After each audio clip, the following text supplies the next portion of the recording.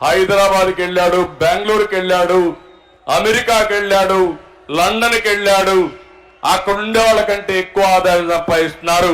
అది తెలుగుదేశం పార్టీ చూపించిన దారి, అది తెలుగుదేశం పార్టీ ముందు చూపు. అభివృద్ధి జరగాలంటే శ్రద్ధ పెట్టాలి. అభివృద్ధి జరిగితే సంపద సృష్టించబడుతుంది. ఆ సంపద వల్ల ఆదాయం పెరుగుతుంది. ఆ ఆదాయాన్ని సంక్షేమ కార్యక్రమాలకు పెడితే ప్రజలకు న్యాయం జరుగుతుంది. ఈ రోజు అన్ని పోయే పరిస్థితికి వచ్చాయి. ఈ రోజు ఈ ప్రభుత్వానికి సంపద సృష్టించడం తెలియదు. అదే మరికి ఈ పిల్లలకు ఉద్యోగాలు ఇవ్వడం తెలియదు. ఇక్కడ ఉన్నారు మా తమ్ముళ్ళు ఎంత హుషారుగా ఉన్నారో చూశాను. మొత్తం ఎక్కడ చూసినా యువతే. నేను ఒకటే యువతను కోరుతున్నా, జాబ్ క్యాలెండర్ వచ్చిందా తమ్ముళ్ళు అని మిమ్మల్ని అడుగుతున్నా. డిఎస్సీ పెట్టారా అని మిమ్మల్ని అడుగుతున్నా. పెట్టుబడులు వచ్చాయని మిమ్మల్ని అడుగుతున్నా. ఏ ఒక్కరికైనా ఒక ఉద్యోగం వచ్చిందా అని మిమ్మల్ని అడుగుతున్నా. ఈ రోజు జాతీయ స్థాయిలో ఒక సర్వే జరిగింది. ఎక్కువ నిరుద్యోగులుండే రాష్ట్రం ఆంధ్రప్రదేశ్ రాష్ట్రం. ఒకప్పుడు ఎక్కువ ఉద్యోగాలు ఇచ్చే రాష్ట్రం ఆంధ్రప్రదేశ్ రాష్ట్రం. మళ్ళీ జాబు కావాలంటే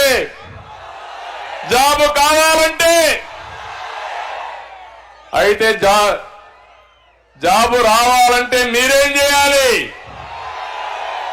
ఇప్పటి నుంచి పనిచేయాలి. ఇంకో పక్క 2014 నేను అదే ఆలోచించాను. నేను ఒక విజన్ మళ్ళా తయారు చేశాను.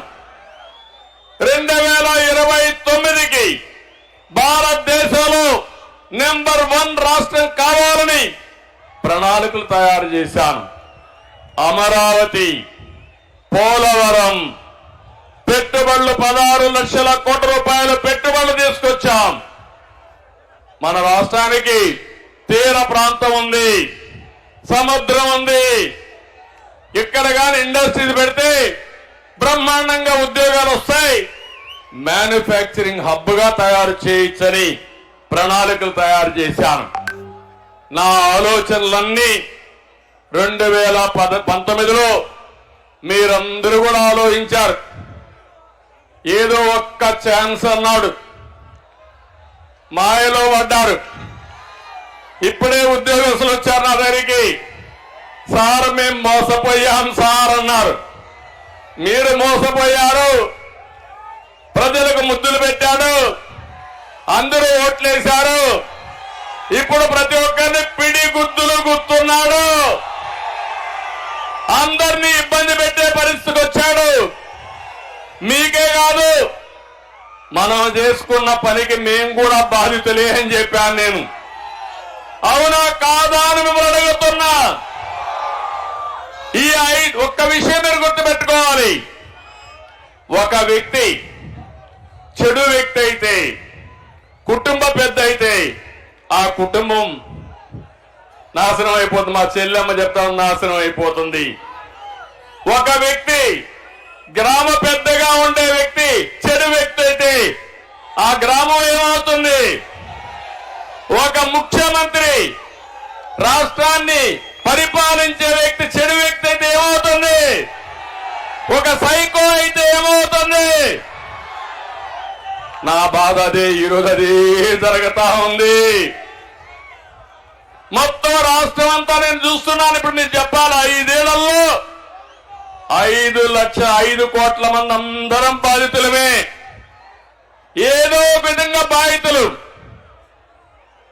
కొంతమంది బాగా సంపాదించే వాళ్ళకి ఎక్కువ ఆస్తులు ఎక్కువ ఉంటే ఇంకా ఎక్కువైనాయి.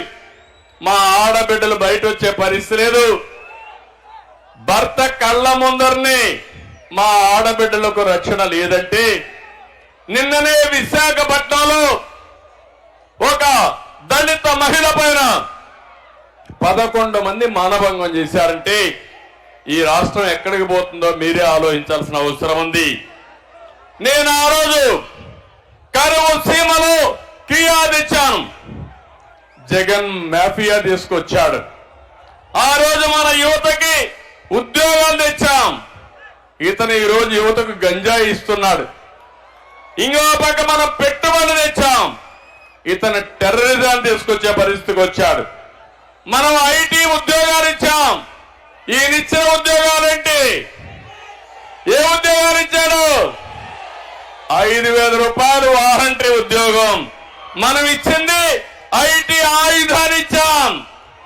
దానితో ప్రపంచాన్ని జయించే శక్తి తెలుగుదేశం పార్టీ నా తమ్ముళ్ళు యువతకి ఇచ్చింది. అది తెలుగుదేశం పార్టీ సత్తా.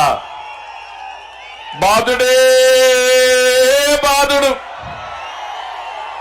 మామూలు బాధుడు కాదు, వీర బాధుడు.